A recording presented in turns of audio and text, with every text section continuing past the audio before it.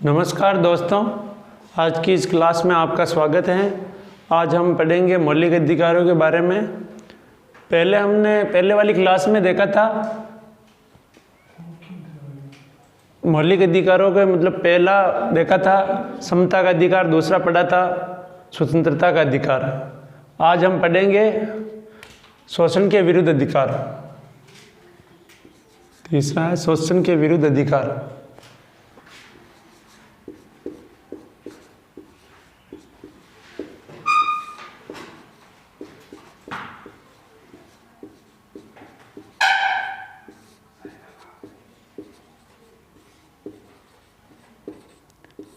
दोस्तों, शोषण के विरुद्ध अधिकार का उल्लेख संविधान के अनुच्छेद 23 और 24 में किया गया है। तो इसमें अनुच्छेद 23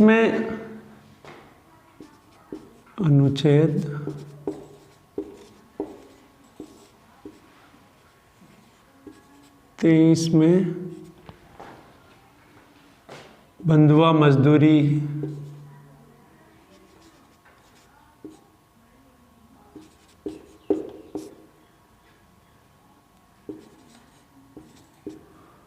बंधुआ मजदूरी,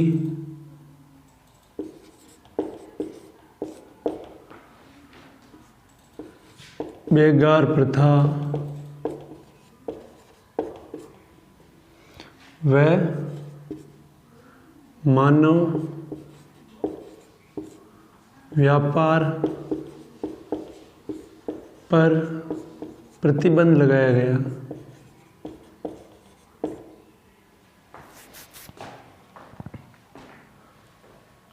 आगे है अनुच्छेद 24। अनुच्छेद 24 में 14 वर्ष से कम आयु के बालकों को भारी उद्योगों या जोखिम वाले कामों से रोका गया है। 14 वर्ष से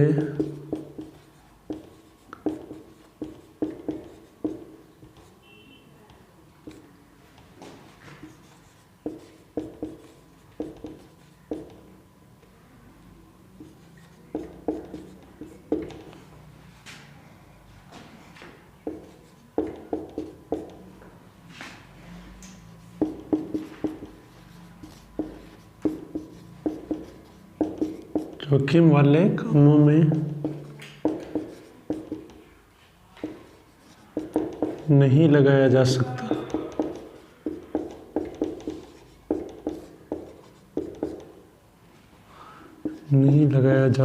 है। तो शोषण के विरुद्ध अधिकार में अनुच्छेद 23 में बंधुआ मजदूरी और बेगार प्रथा, मानव व्यापार पर प्रतिबंध लगाया गया। और अनुच्छेद 24 में 14 वर्ष से कम आयु के बालकों को जोखिम वाले कामों में नहीं लगाया जा सकता है। ठीक है, अनुच्छेद यह हो गया। अब हम देखते हैं चौथा मौलिक अधिकार। चौथा मौलिक अधिकार है धार्मिक स्वतंत्रता का अधिकार।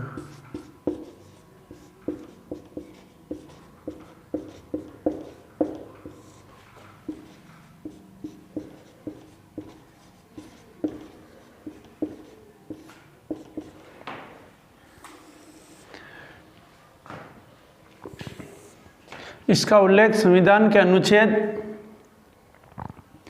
25 से अनुच्छेद 28 तक किया गया है।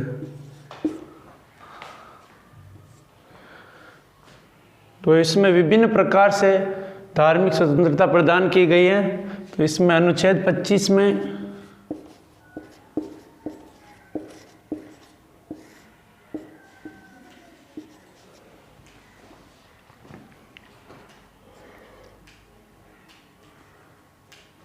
किसी भी धर्म को मानने व प्रचार करने की स्वतंत्रता प्रदान की गई है। अनुच्छेद 26, अनुच्छेद 26 में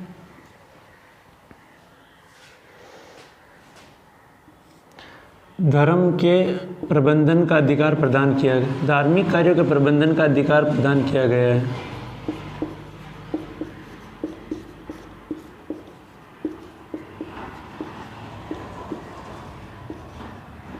प्रबंधन की स्वतंत्रता,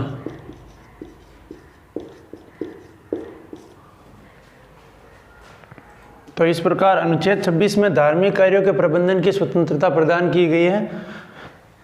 आगे है अनुच्छेद 27, अनुच्छेद 27 में धर्म के संपोषण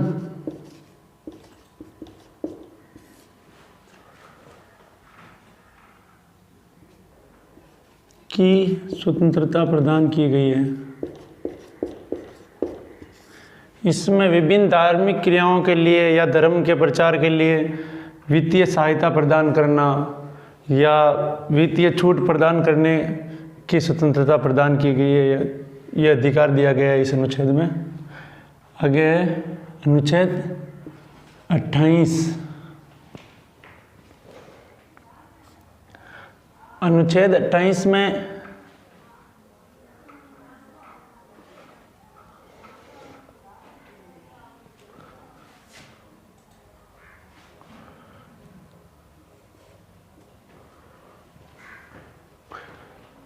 हो गया धर्म के संपोषण की स्वतंत्रता। 28 में है विभिन्न धार्मिक उपासनाओं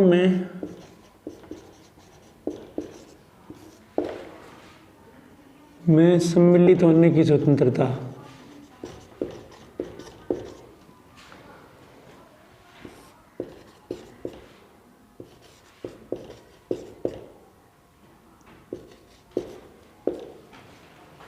विभिन्न धार्मिक उपासनाओं में सम्मिलित होने की स्वतंत्रता। तो इस प्रकार दोस्तों इसमें 4 प्रकार से धार्मिक स्वतंत्रता प्रदान की गई है। अनुच्छेद 25 में किसी भी धर्म को मानने या प्रचार करने की स्वतंत्रता। अनुच्छेद 26 में धार्मिक कार्यों के प्रबंधन की स्वतंत्रता। अनुच्छेद 27 में धर्म के संपोषण की स्वतंत्रता। अनुच्छेद 28 में विभिन्न धार्मिक उपासनाओं में सम्मिलित होने की स्वतंत्रता प्रदान की गई है। तो अब आगे हम देखते हैं, इनको पहले मिटा देते हैं।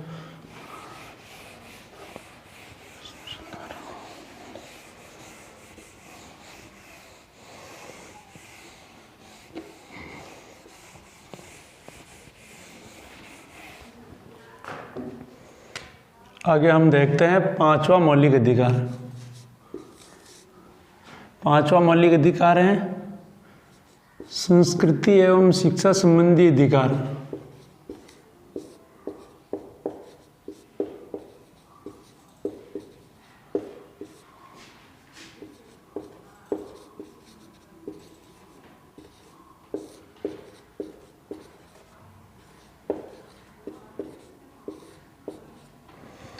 इसका उल्लेख संविधान के अनुच्छेद 29 व 30 में किया गया है। इस मौलिक अधिकार का उल्लेख मुख्य रूप से अल्पसंख्यकों के हितों की रक्षा हेतु किया गया है।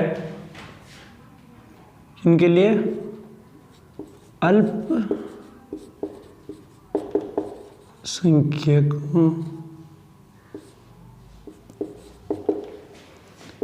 के हितों की रक्षा हेतु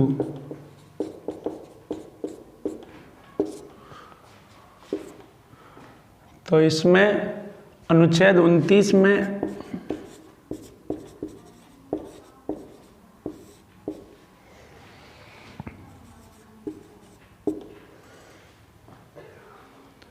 अल्पसंख्यक समुदाय के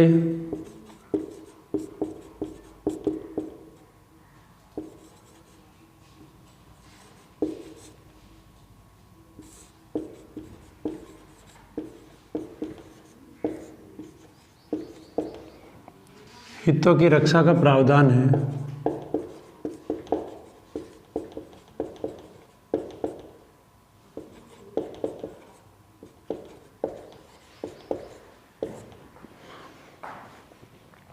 यह है अनुच्छेद 30। अनुच्छेद 30 में अल्पसंख्यक समुदाय के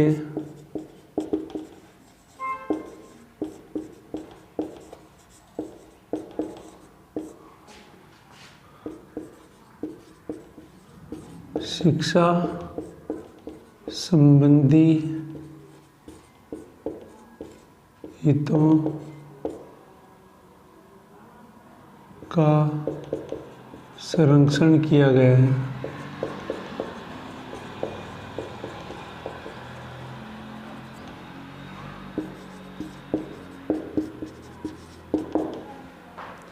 तो इस प्रकार संस्कृति एवं शिक्षा संबंधी अधिकार में अनुच्छेद 29 में अल्पसंख्यक समुदाय के हितों की रक्षा का प्रावधान किया गया है। अनुच्छेद 30 में अल्पसंख्यक समुदाय की शिक्षा संबंधी हितों का संरक्षण किया गया है।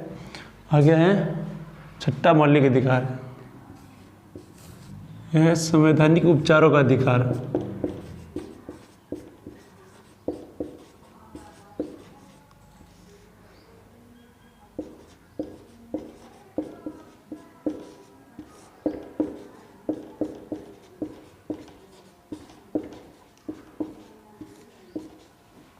संवैधानिक उपचारों के अधिकार का उल्लेख संविधान के अनुच्छेद 32 में किया गया है।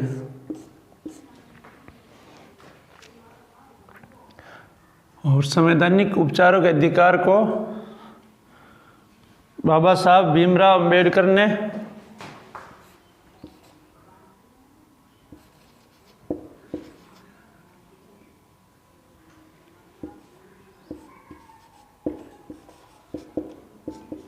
संविधान की आत्मा भी कहा था।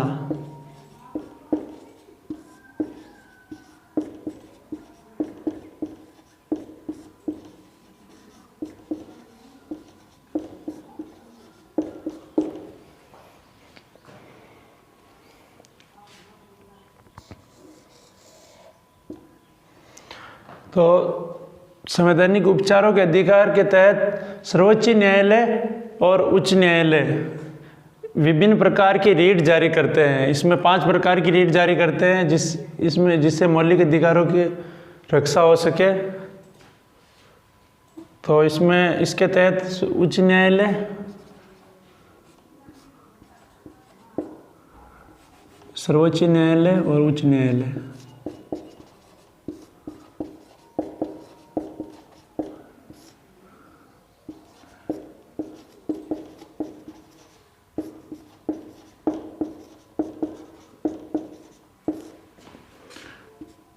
पांच प्रकार की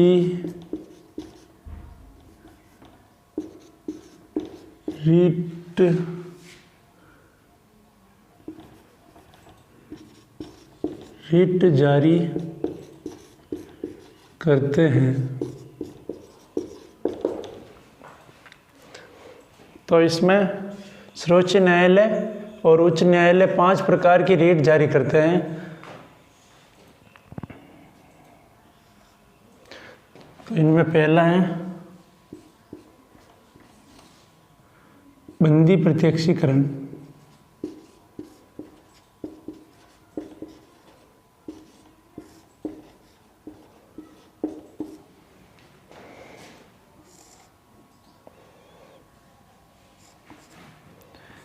इसके तहत, इस आदेश के तहत बंदी व्यक्ति को 24 घंटे में न्यायालय में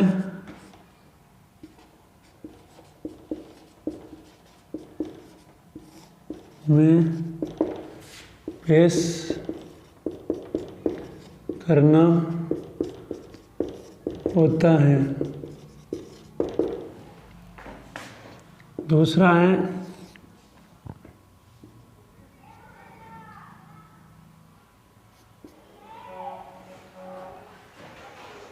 परमादेश।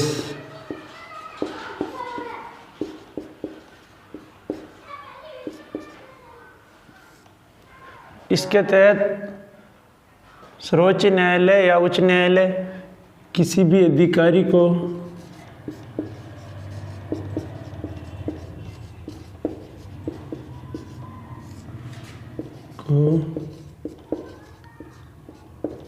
कर्तव्य पालन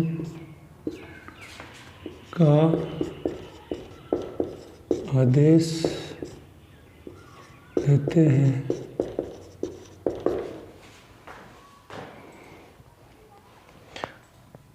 तीसरा है प्रतिषेध। इसके तहत सर्वोच्च न्यायालय या उच्च न्यायालय अपनी अधीनस्थ न्यायालयों को उनमें प्रक्रियाधीन मामले क्या उनके क्षेत्राधिकार में आते हैं या नहीं आते, यह निर्णय प्रदान करते हैं और ये बताते हैं कि ये मामला उनके अधिकार क्षेत्र में नहीं है।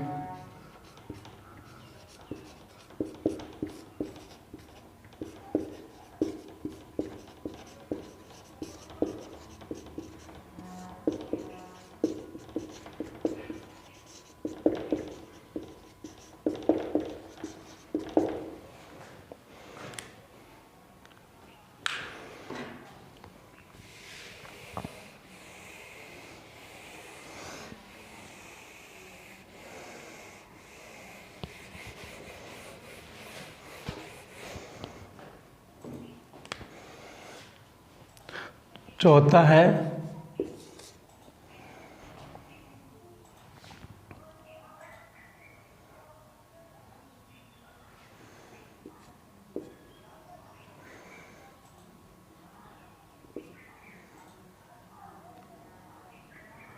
प्रेक्षण।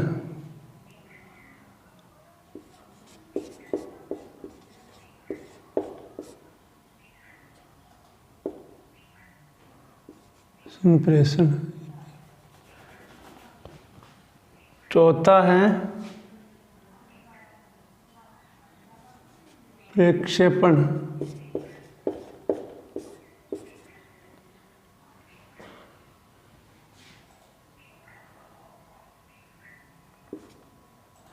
इसमें सर्वोच्च न्यायालय या उच्च न्यायालय किसी भी मामले को अपने पास सुनवाई के लिए मंगवा सकता है। निचली अदालत से मामले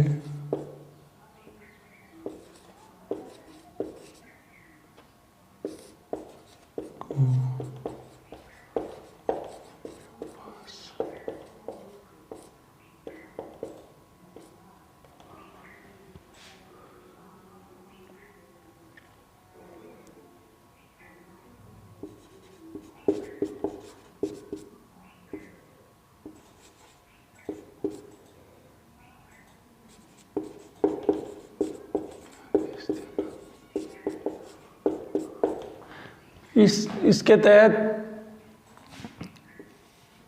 सर्वोच्च न्यायालय या उच्च न्यायालय किसी निचली अदालत से किसी भी मामले को जो उनके अधिकार क्षेत्र में नहीं आता या जिसमें उनको लगता है कि इस मामला गंभीर है तो वो सुनवाई के लिए अपने पास मंगवा सकते हैं। पांचवा है अधिकार परीक्षा।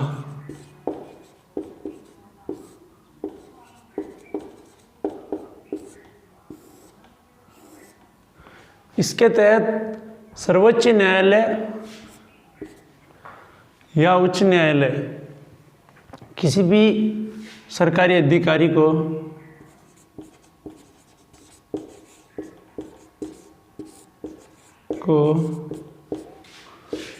उसके पद धारण करने की हैसियत पूछ सकता है।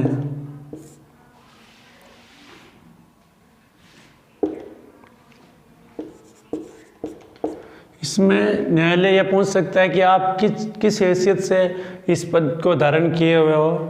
तो इस प्रकार न्यायालय 5 प्रकार की रिट जारी करता है संवैधानिक उपचारों के अधिकार के तहत। तो उनमें पहली है बंदी प्रत्यक्षीकरण। इसमें किसी बंदी व्यक्ति को 24 घंटे में न्यायालय में पेश करना होता है न्यायालय का आदेश के बाद। और परमादेश, इसमें किसी भी अधिकारी को उसके कर्तव्य पालन के आदेश सर्वोच्च न्यायालय या उच्च न्यायालय द्वारा दिया जाता है। तीसरा है प्रतिषेध। प्रतिषेध में मामला अधीनस्थ न्यायालय में के क्षेत्राधिकार के अंतर्गत आता है या नहीं आता है, इस पर उच्च अदालत निर्णय करता है। और इसमें चौथे में है निचली अदालत से मामले को सर्वोच्च न्यायालय या उच्च न्यायालय अपने पास बुलवा लेता है अगर वो मामला उसे गंभीर लगे तो। और 5वां है अधिकार परीक्षा। इसमें सर्वोच्च न्यायालय उच्च न्यायालय किसी भी प्रशासनिक अधिकारी को उसके पद धारण करने की हैसियत के बारे में पूछ सकता है। तो इस प्रकार नागरिकों के मौलिक अधिकारों की रक्षा हेतु न्यायालय 5 प्रकार की रिट जारी करता है। तो दोस्तों, हमें उम्मीद है कि आपको ये क्लास अच्छी लगी होगी और इससे आपको काफ़ी लाभ होने वाला है। और अगर आपको वीडियो पसंद आए तो लाइक करें और हमारे चैनल को सब्सक्राइब करें। जय हिंद।